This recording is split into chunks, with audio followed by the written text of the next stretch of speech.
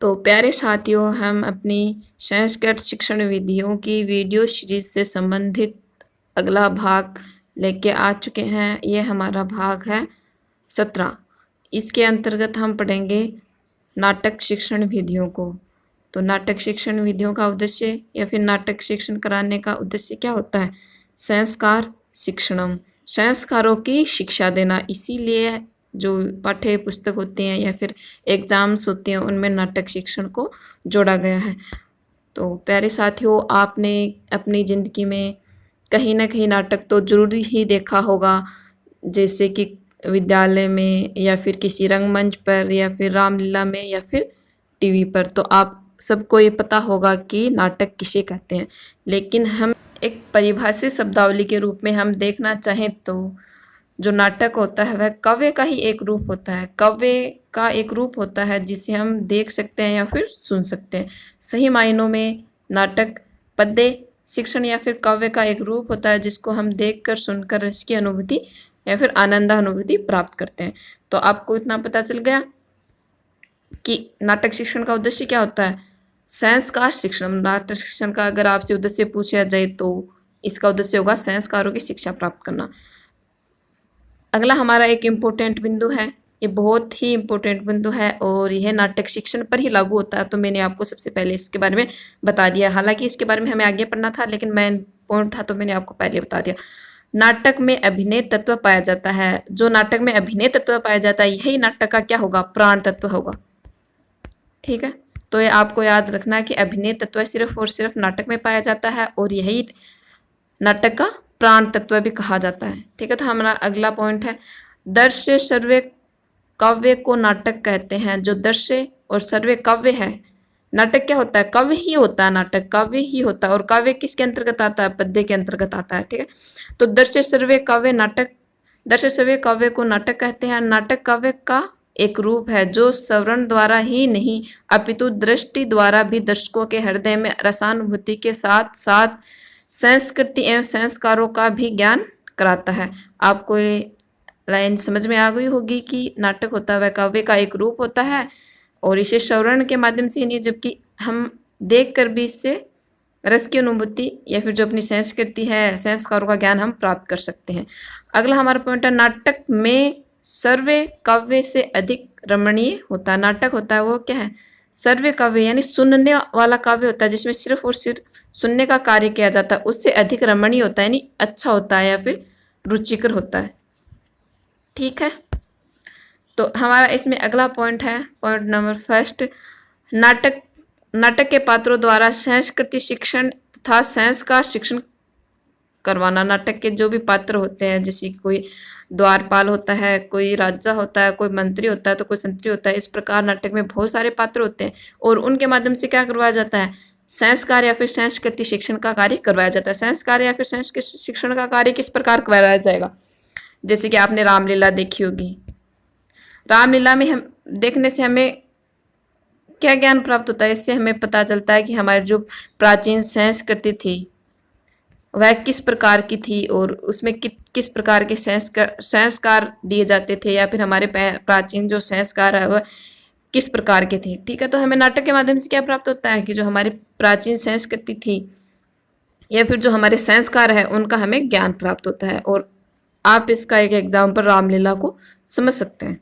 अगला हमारा second point है अवरोह आरोह पूर्वक वार्तालाप एवं अभिनय की क्षमता प्रदान करना। अवरोह आरोह का मतलब होता है कि आपने नाटक कहीं पे देखा होगा या फिर काव्य शिक्षण आपने देखा होगा कि कुछ पंक्तियां ऐसी होती है जिन्हें उच्च आवाज में, उच्च ध्वनि में बोला जाता है, लेकिन कुछ ऐसी होती है जिन्हें निम्न आवाज में बोला जाता है। यानी जो भी रस उस पंक्ति में होता है, जो भी भाव है पंक्ति दर्शाती है, उसी के अनुसार उस पंक्ति को बोला जाता है या फिर उसी के अनुसार उस पंक्ति का अभिनय किया जाता है।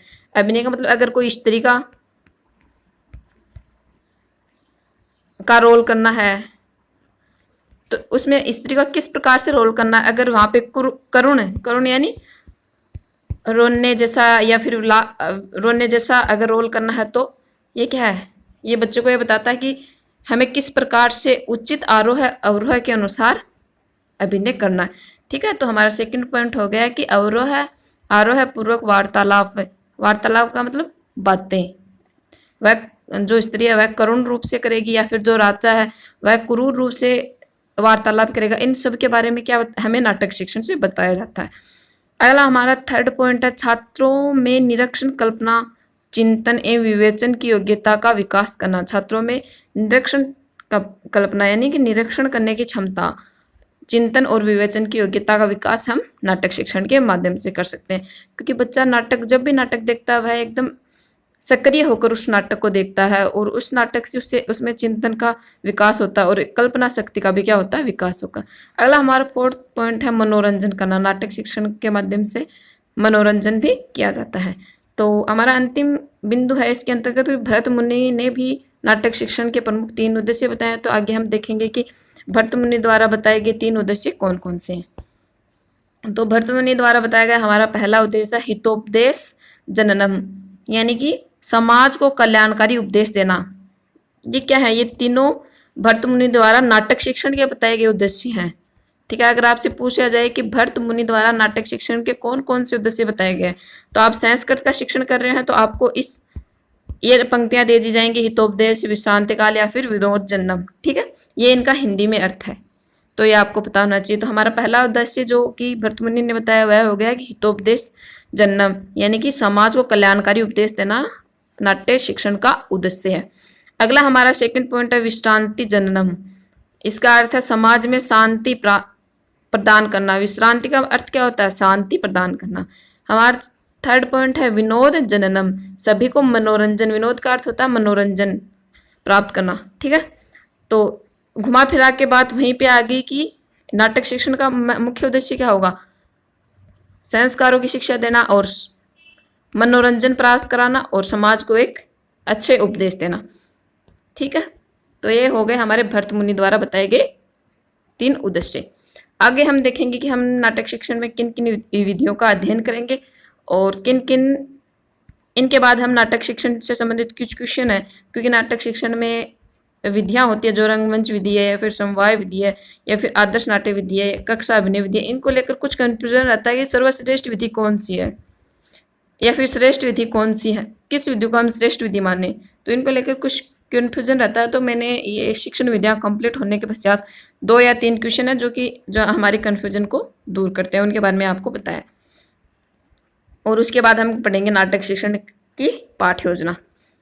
तो इसमें हमारी पहली विधि रहेगी आदर्श नाट्य विधि, हमारी सेकंड विधि रहेगी व्याख्या विधि, हमारी थर्ड विधि रहेगी रंगमंच अभिनय विधि, फोर्थ विधि है कक्षा अभिनय विधि और फिफ्थ विधि हमारी होगी समवाय विधि। तो सबसे पहले हम आदर्श नाट्य विधि के बारे में जानते हैं। अगर आपको मैंने बहुत ही बार पिछले जो वीडियो थे उनमें आपको बहुत ही बार बताया कि आदर्श वाचन, जहाँ पर भी आपको आदर्श शब्द दिखाई दे उसका अर्थ आपको समझना है कि है क्या, ये सिर्फ और सिर्फ अध्यापक के द्वारा करवाया जा रहा है।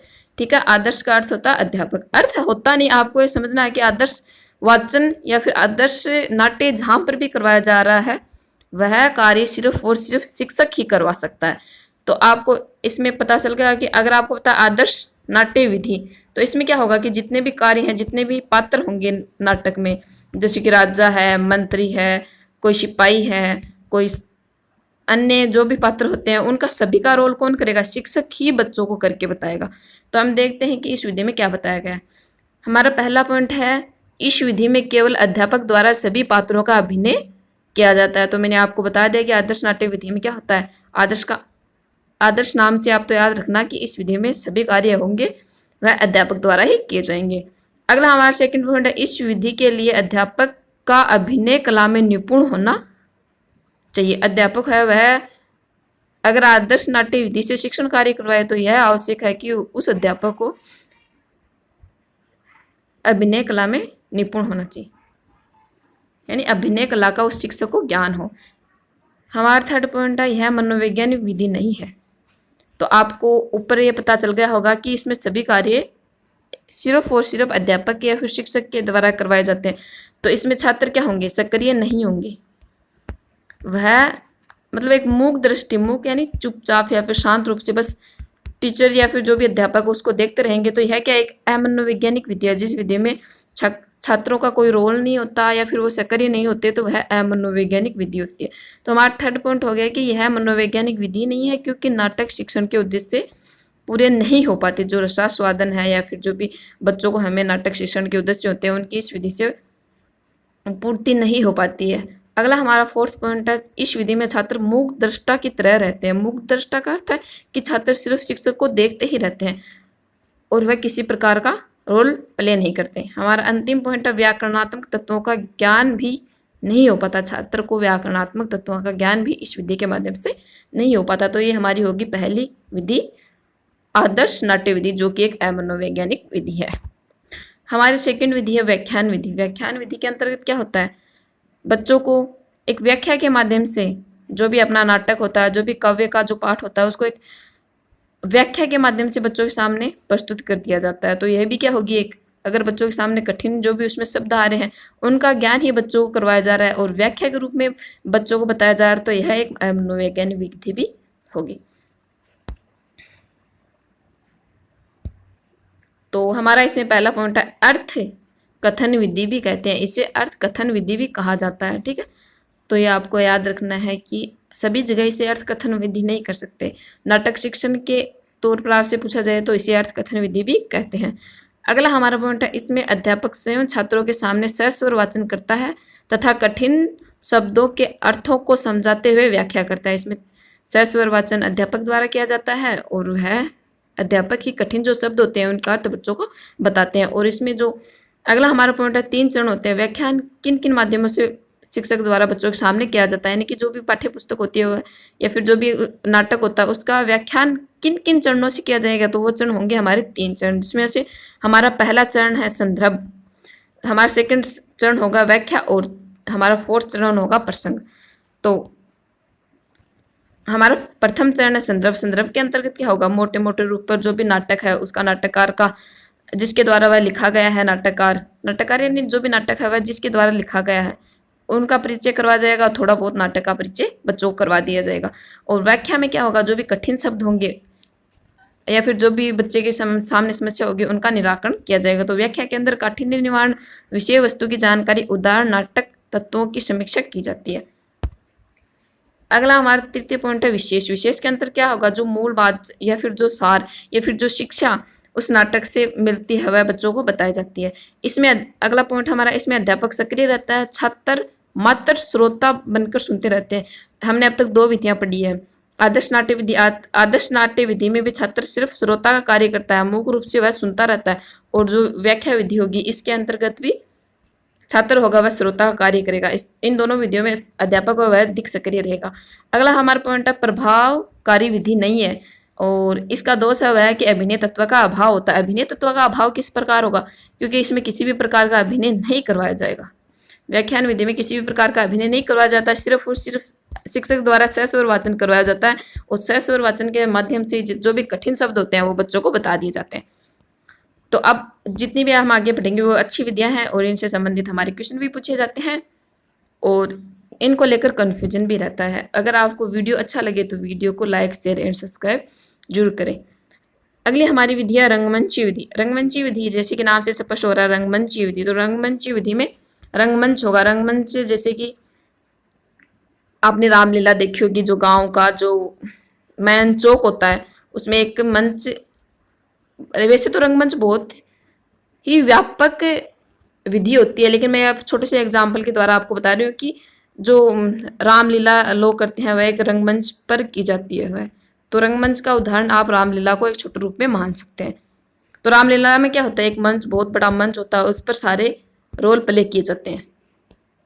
तो हमारा एक इसमें पहला पॉइंट है पूर्ण सज्जा के साथ मंच पर अभिनय करवाया जाता है। इसमें क्या होगा, पूर्ण सज्जा के साथ, यानी पूर्ण जो भी तैयारी है या फिर जो भी पात्र होते हैं उनको पूर्ण रूप से तैयार कर, हर पात्र का अलग अलग रोल होगा और हर जो भी पात्र होंगे उसी के अनुसार वो वेशभूषा तैयार करके वहां पे आएंगे रंगमंच पर। पूर्ण सज्जा का अर्थ आप समझ गए, साज सज्जा का अर्थ यानी कि जो भी पात्र होंगे उसको जिसका रोल प्ले करना है, जैसे राजा का रोल प्ले करना है तो वह राजा की वेशभूषा पहनकर या फिर राजा के जैसा स्वरूप बनाकर रंगमंच पे आएगा और ये बहुत ही बड़ा प्लेटफॉर्म होता है।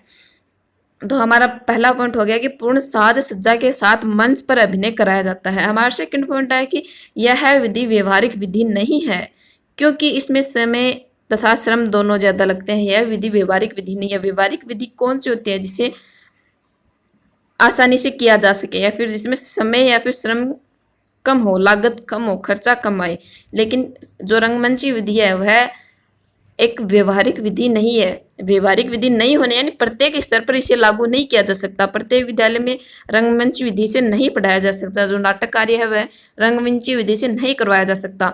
तो इसी आधार पर यह क्या है? एक अव्यवहारिक विधि है, और अव्यवहारिक विधि होने के कारण ही इसे श्रेष्ठ विधि नहीं माना गया। वैसे ये सबसे श्रेष्ठ विधि है, लेकिन अधिक खर्चीली व अव्यवहारिक होने की वजह से यह एक श्रेष्ठ विधि नहीं है।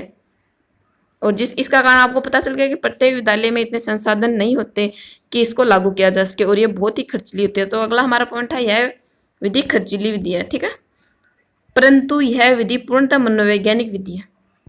खर्चीली तो है ये विधि और व्यवहारिक नहीं है, परंतु फिर भी यह एक मनोवैज्ञानिक विधि है। मनोवैज्ञानिक विधि का अर्थ आप समझे, क्योंकि इसमें जो भी उद्देश्य होते हैं, नाटक शिक्षण के उद्देश्य होते हैं, उनकी प्राप्ति बच्चों को हो जाती है। तो इस वजह से यह क्या है? एक मनोवैज्ञानिक विधि है, लेकिन ये सभी जगह लागू नहीं हो पाती। अगला हमारा पॉइंट है,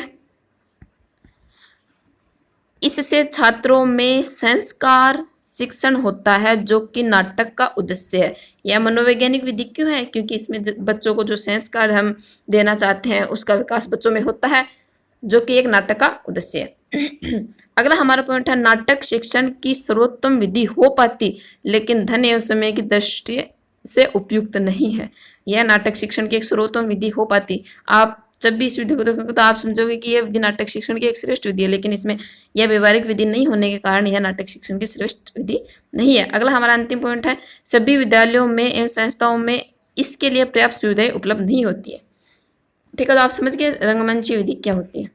अगली हमारी विधि है कक्षा अभिनय विधि। कक्षा अभिनय विधि जैसे कि नाम से स्पष्ट होता है कि इसमें कक्षा में ही अभिनय करवाया जाता है। जो कक्षा कक्ष होता है उसमें अभिनय करवाया जाता है, और किस प्रकार से प्रत्येक जो छात्र होंगे उनको अलग अलग पात्रों में बांट दिया जाएगा, विभाजित कर दिया जाएगा। यानी एक छात्र वह राजा का रोल करेगा, एक छात्र वह मंत्री का रोल करेगा, एक छात्र होगा वह सैनिक का रोल करेगा, एक छात्र होगा वह द्वारपाल का रोल करेगा, और कोई छात्रा होगी वह रानी या फिर अन्य साथियों का रोल करेगी। ठीक है, तो हमारी विधि है कक्षा अभिनय विधि। इस विधि के अंतर्गत क्या होता है कि नाटक शिक्षण की श्रेष्ठ विधि, अगर आपसे पूछा जाए कि नाटक शिक्षण की सर्वश्रेष्ठ विधि कौन सी है, तो आपको बताना है कक्षा अभिनय विधि नाटक शिक्षण की सर्वश्रेष्ठ विधि है।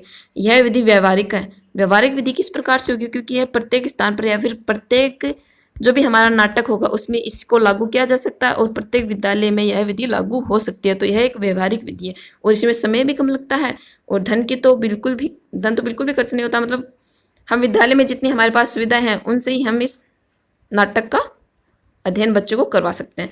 तो हमारा अगला पॉइंट है, छात्रों को कक्षा में ही पात्र बनाकर बिना साज सज्जा के संवाद व अभिनय करवाया जाता है। इसमें छात्रों को क्या कर दिया जाएगा? पात्र बना दिया जाएगा, और बिना किसी साज सज्जा के संवाद यानी बातें या फिर जो अभी अभिनय है हमारा नाटक वह करवाया जाता है।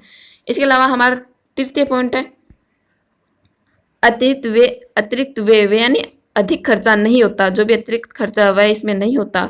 समय कम लगता है, छात्र स्वयं करके सीखता है। जिस भी विधि में छात्र स्वयं करके सीखेगा वह विधि क्या होगी? पूर्णतः मनोवैज्ञानिक विधि होगी। तो इसमें क्या होता है, छात्र ही अपना रोल अलग अलग रोल करके जिसकी छात्र में रुचि होती है वह करके देखता है या फिर करता है। तो यह क्या है?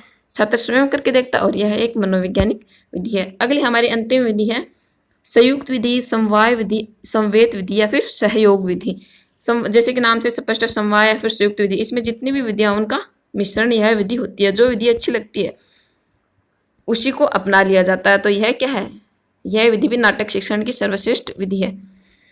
तो इसमें हमारा पहला पॉइंट है, नाटक की सभी विधियों का मिश्रण। जितनी भी विधियां होती है उन सभी विधियों का मिश्रण कौन सी विधि होगी?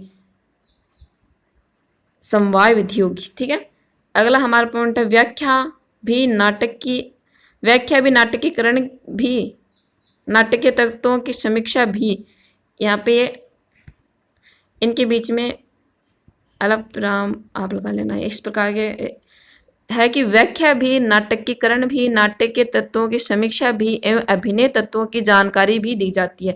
यह हमारी समवाय विधि होती है, इसमें व्याख्या भी की जाती है, नाट्यकरण भी किया जाता है, नाट्य के जो तत्व हैं उनकी समीक्षा भी की जाती है और अभिनय तत्व है की जानकारी भी दी जाती है। तो विद्यालय स्तर पर सबसे सर्वश्रेष्ठ विधि आपसे पूछी जाए तो वह विधि होगी समवाय विधि। ठीक है, तो हम इनसे संबंधित जो कंफ्यूजन रहते हैं उनके क्वेश्चन, एक दो क्वेश्चन हम कर लेते हैं। अगर आपसे पूछा जाए कि नाटक शिक्षण की श्रेष्ठ विधि कौन सी है, सर्वश्रेष्ठ विधि कौन सी है, तो आप इनमें देख सकते हैं व्याख्या विधि तो एक मनोवैज्ञानिक विधि है, इसलिए नहीं हो सकती। समवाय विधि, आपसे कंप्लीट नाटक शिक्षण की श्रेष्ठ विधि पूछा गया, कंप्लीट यानी उच्च स्तर पर आपसे नाटक शिक्षण की सर्वश्रेष्ठ विधि पूछी जाए, आपको पर्सन की लैंग्वेज समझकर आपको अपना आंसर देना है, तो इसमें क्या होगा, रंगमंची विधि नाटक शिक्षण की सर्वश्रेष्ठ विधि होगी।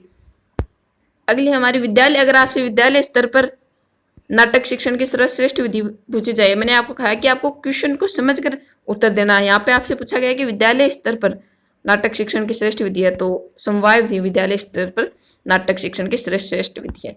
अगला हमारा है नाटक का प्राण तत्व किसे कहते हैं, नाटक का प्राण तत्व किसे कहते हैं, तो ये क्वेश्चन पूछा हुआ है इसलिए मैंने आपको यहाँ पे बता दिया कि अभिनय को नाटक का प्राण तत्व कहते हैं। ठीक है, तो हमारा इसमें अंतिम पॉइंट होगा नाटक पाठ योजना, इसे संबंधित भी एग्जाम में क्वेश्चन पूछे जाते हैं, तो हम कर लेते हैं इसको कि नाटक की पाठ योजना किस प्रकार होती है। तो आपको पता है सबसे पहले प्रस्तावना होगी, प्रस्तावना के माध्यम से शिक्षक जो छात्रों का पूर्व ज्ञान है उसकी जानकारी प्राप्त करने की कोशिश करेगा, और जो प्रस्तावना में जो अंतिम बिंदु होता है, समस्यात्मक बिंदु, उसको उद्देश्य कथन के माध्यम से उसके बारे में जो हमें पढ़ने का उद्देश्य है, जो अंतिम बिंदु हमारा रहा उसको जो पढ़ने का उद्देश्य है वह उद्देश्य कथन के माध्यम से बच्चों को बताया जाएगा। उद्देश्य कथन बताने के पश्चात वाचन का कार्य किया जाता है। वाचन का कार्य में क्या होगा, बच्चे जो शिक्षक है वह आदर्श वाचन करेगा, आदर्श वाचन करने के पश्चात बच्चे अनुकरण वाचन करेंगे। ठीक है, तो वाचन में वह विषय वस्तु बच्चों के सामने पेश की जाएगी, उसके पश्चात बहुत प्रश्न किए जाएंगे विषय वस्तु से संबंधित।